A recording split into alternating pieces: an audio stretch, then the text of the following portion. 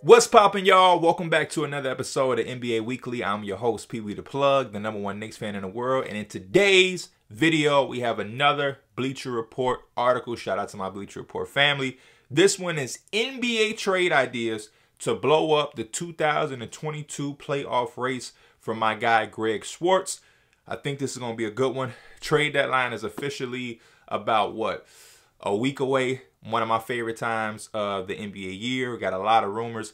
I will say, before we dive into these trade ideas, as an NBA fan, I'm having my fingers like this that we actually get some movement, because we've been let down the last couple of years with offseason draft movement. Because remember, the Warriors had the lottery picks the last couple of years where they had Wiseman, and then even last year draft, they took Kuminga and Moody. And there was so much chatter about what the Warriors could package and make this splash and this, that, and the third, and nothing happened. Nothing. And the same thing with this year. Can the Bulls get this guy and Kobe White, Patrick Williams, Bradley Beal, to Ben Simmons? I am going to be very, very disappointed if we have minimal moves, or if we have movement, but it's like stuff that makes us just like, oh, okay. I want big splashes. So that's why this article really caught my eye. Let's dive into it. Shout out to Greg Schwartz once again. First one that we have: DeJounte Murray pushes Cavaliers to the top of the East. And the trade that details is the Cavaliers receive DeJounte Murray.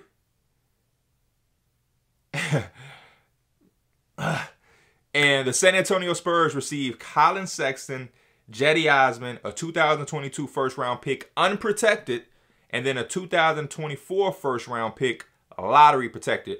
So, first and foremost, I must say that the Cavaliers have been phenomenal this year. Phenomenal to watch. Definitely like a team that I root for anytime that they're not playing against one of my teams that I like, or a player that I like the Spurs. I like DeJounte. So if they were playing the Spurs, I would root for DeJounte. If they're playing for my Knicks, I'm going to root for my Knicks. But other than that, I like to see the Cavs do anything. They remind me of my Knicks from last year, except this year, and a little bit more younger and just a better version. But with all that said, they're one of the top teams that I hope to see make a move and be active. Not that they have to go for it all and bet the house on like some type of phenomenal trade. But I definitely want to see them take advantage of the moment, because as you can see with my Knicks, it's not a guarantee that you're going to have the same success or same production the next year to put off, your playoff hopes or your playoff run for the future. You know, a lot of people are like, oh, no, just stay patting. It's always going to be next year.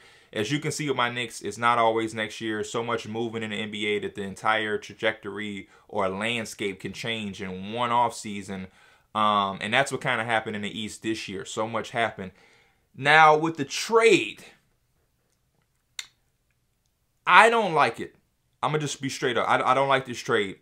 Just because, number one, if I'm the San Antonio Spurs, I drafted DeJounte Murray. He was a steal. I know this for a fact, because I'm big-time DeJounte Murray fan since Washington with him and Marquise Chris. He stood there in that lottery and went pick after pick and fail. And I believe he went 29th. I remember that night like it was yesterday. So it's engraved in my brain that he went 29th. Homegrown talent for them. They developed him. They were there for his injury that made him miss pretty much a year. And he's now playing the best basketball we've ever seen him play. The offense has caught up with his defense. He's making big time plays for them. He's showing growth, leadership. He's always had the two-way ability. He's damn near an all-star this year. I would be surprised if he didn't get selected as an injury replacement. And to trade him, to go through all that and develop him into the player he is now, and then to trade him for Colin Sexton, who's hurt himself, Cedi Osman, who's solid, but he's not a difference maker, especially for the Spurs. And I like the 2 first-round picks, but you're the Spurs. You've never, ever been the type of organization to really thrive and hoard on picks. Picks are a little overrated to me these days, just because of how much value people put on them and they don't ever really turn out to be much in the grand scheme of things, because a team like Cleveland gets DeJounte and they're going to be a significant playoff team if we're just being honest. So for that, I don't like it. I also don't like it because Colin Sexton goes with what they already have, which is a bunch of combo guard tweeners who aren't point guards, but they're point guard size, but they're shooting guards. Like Derek White is a 6'4" combo-ish guard, more of a shooting guard. Josh Primo, who they just drafted in the lottery at 11th or 12th this past year, 12th I believe. He's like a 6'5", 6'4" shooting guard in a point guard body, but he's not a point guard. Devin Vassell is like a 6'5", undersized 3-and-D wing.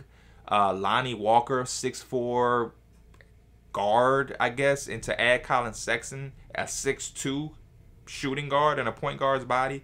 Why add another to that dynamic? Head scratcher. And then also, for the Cavaliers' sake, I think a lot of teams get in trouble when they do these type of moves because of this.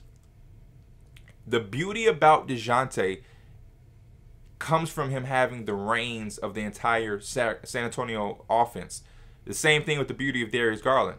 These are both point guards who control the team's offense. So now if you put them together, they're both either sacrificing and their level of production or what we expect or what we've loved from them kind of dips, or one of them takes the reins and the other has to sacrifice hardcore and not look the best. And if it's DeJounte, it won't look that good, if that makes any sense. DeJounte is not a guy who's an off-ball player. He runs the San Antonio Spurs offense. He's been a triple-double guy a lot this year. Darius Garland controls the tempo and the offense for the Cavaliers. Putting them together kind of is a conflict. It doesn't do much for me. I think the Cavaliers should stay focused on like the Caris LeVert guys we've been hearing them match up to. I think the greatest situation for them, even though it's highly unlikely and highly unrealistic from my knowledge, Bradley Beal would be perfect for the Cleveland Cavaliers. Like, he would just be ideal. He can score at a high level without commanding the basketball at a way that it would affect Darius Garland. And I feel like Darius Garland and DeJounte could kind of conflict and get into each other's way. Though they're both clutch sports, guys and their homies, I don't know how they would coexist in a backcourt together to get the full production that we've seen from them this year and has made us love them as all-star players. So with that being said, I would say no to this. I don't like this at all. If I'm the Spurs, there's no rush for me to trade DeJounte. He still has years on his deal, and I think at this point with the player he's becoming, you can get a lot more than Colin Sexton and Cedi Osman. Like, I'm surprised the Philadelphia 76ers aren't trying to kick down the Spurs' door with the Ben Simmons trade, because DeJounte is playing at another level. You can get much more than this. And actually, if I'm the Cavaliers, a cheaper, different route to go would be the Spurs, but maybe Derek White. I think Derek White would be the ideal type of low-maintenance, low-costing guy as far as sending assets to help them. He could play with Darius Garland, play off the ball, defensive-minded, and I don't think you would have to give up as much to get him as what we've seen it would take to get a DeJounte, or, like I said, in the fantasy world, a Bradley Beal, or hell, he might be even cheaper than Caris LeVert as far as getting. So I would much rather that than DeJounte Murray. So for this one, I'm saying no. I don't like this trade at all. It makes no sense. Spurs, keep DeJounte Murray. Next one that we have, the Raptors win the Miles Turner sweepstakes. And the details are the Toronto Raptors receive Miles Turner and Justin Holiday. Little thing on Justin Holiday, I don't know how the Toronto restrictions are with the vaccination type thing. He's not vaccinated as of now, which has been a little cloud of interesting drama, because that kind of conflicts on what teams will be interested in making a move for him. He's a very highly valuable 3-and-D player, but that's something to watch out with Justin Holiday. And then the Indiana Pacers receive Precious Achiuwa, Goran Dragic, a 2022 first-round pick, top 5 protected, 2023 second-round pick, and a 2025 second-round pick. I like this trade. The Raptors have been phenomenal to watch. I just love their team. I've always loved their culture and the development of their players and whatnot. But I love this team with Fred, Gary Trent, OG, Pascal, Scotty Barnes has been phenomenal. They have this team where each and every night a different guy like runs the team for them as far as like who's leading them in scoring. Gary Trent has been on fire. Fred is obviously an all-star. OG has had nights. Scotty Barnes has had nights. Pascal has had nights. The only thing that this team has missed is a consistent inside presence and a rim protector that can do it at a high level. And Miles Turner checks the boxes for them. And I think if they were able to facilitate a trade like this, they, to me, would become a for sure playoff lock team. And I don't think they're giving up much. In my opinion, I don't think this is a lot to give up if you're the Raptors. You should be willing to give up a Precious Achiuwa. Goran Dragic hasn't even played, doesn't even seem like he wants to be there in forever. And then these picks, the 2022 first-round pick, it ain't that valuable because as good as the Raptors do draft, Miles Turner is worth that first-round pick. And then the second-round picks are some cushioners to try to make them go for less than 2 first-round picks. I like it. And for the Pacers, this is the route to go. The route to go is to get high-salary contracts like Dragic that you can either reroute, send somewhere else, or buy out, just get rid of off of your books.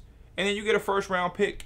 You get a first-round pick, and you open up some minutes for your young players because Isaiah Jackson, when he's been given an opportunity, has looked really, really well. You still have Gogo Badate, who was a lottery pick as well, if I'm not mistaken. So you have some guys that you can give some opportunity to, get some assets back, develop, and then use those assets in the offseason to try to get you a rebuild going because that's the direction that they need. I hate seeing the Pacers wanting Gordon Hayward or these players that would not allow them to rebuild, instead retool. They need to get out of that average, tier that they're in and just go low for a while to rebuild and potentially get them a star because they've lacked that since they've lost Paul George, in my opinion. So I like this one. I like this one much more better than the first one. Miles Turner is going to be highly sought after, so I wouldn't be surprised if they had to sprinkle in just a little bit more.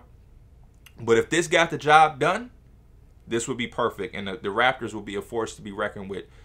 You heard it here first. So I actually hope this happens because I like the way that the Raptors are playing. I really, really do. Next trade that we have, Mavericks add C.J. McCollum, Larry Nance for title run. This statement is a little odd because in my mind, I don't know a way that the Mavericks are making a title run. Title run in Mavericks at this point right now is a little, I'm interested to see what we get. The Dallas Mavericks receive C.J. McCollum, Larry Nance Jr., and the Portland Trail Blazers receive Tim Hardaway Jr., Reggie Bullock, a 2025 first-round pick, lottery protected, a 2022 second-round pick, and a $10.6 million trade exception, which will be good for the Blazers to keep them under the luxury tax. Now, off the top of my mind, when I automatically saw like Tim Hardaway Jr., I know he just got paid. For me, I was like, why would the Blazers want that when I was just reading that out? But a couple things that would make sense for the Blazers. Thing about Tim Hardaway Jr. is that he knows his identity and his role, which has always been a catch and shooter. He knows who he is. And I think that's a very, very big thing for the Blazers going forward, is to find guys that know exactly who they are, and what they do best. As long as you have Dame, now Simons, CJ, they have a lot of guys in the kitchen who are trying to use the spoon. They need some guys who can work without having to have the spoon in their hand to mix up the pot. And Tim Hardaway Jr., though he's very expensive, he knows what he does, and that's catch and shoot. He's been in a system with the Mavericks over the last couple of years where he just catch and shoot and play it off Luka. That would be very good in Portland and very needed, because they got to start getting all these guys who need and want the ball in their hands, because it's not going to be as effective. So I like that for starters. Secondly, Tim Hardaway Jr. is hurt. So that allows you to make this trade, get rid of CJ, open up the season for Anthony Simons to just have growth and development as a starter and as a key focal point of your offense. You're also going to lose a lot of games because Dame, Nasir Little is hurt. That allows you to position yourself to get a high lottery pick, and you have a retooling year that gives you different type of options to trade that pick with Simons, keep it. You may can get a forward, something that the Trailblazers have been missing for a long time. Like, imagine if they got a top 3 pick and they were able to walk away with Jabari Smith Jr. You know what I mean? You come back next season with Dame, a seasoned Anthony Simons, Jabari Smith Jr. I don't know what you do with Rocco and Nurkic, but you even have Tim Hardaway Jr., Reggie. But you have options, and I think the Blazers have lacked the opportunity of having options for a very long time. So having a year where everybody's fully healthy, your young players are full of confidence. Nasir Little, Anthony Simons have had great years, even though Nasir Little is hurt. And you just have options. And I think that's what Portland needs more than anything is options. Now, on the flip side, for the Mavericks, you still keep Brunson. You still have Luka. And now you have a legit shot creator outside of those two, who is even one of the best, at his position. And I think this is exactly what they've been looking for. Somebody that can take pressure off of Luka down a stretch that makes them less predictable. Because right now it's kind of like Luka, pick and roll. He creates for himself. If he don't got it, he kicks out to a shooter like Reggie Bullock or Tim Hardaway Jr. And you hope that they're hot. And if they're not, then you're probably losing the games. Or you're needing him to do some heroics. And it's hard to ask your best player at a young age, Luka, to keep having 40-point triple-doubles with a game winner to save you.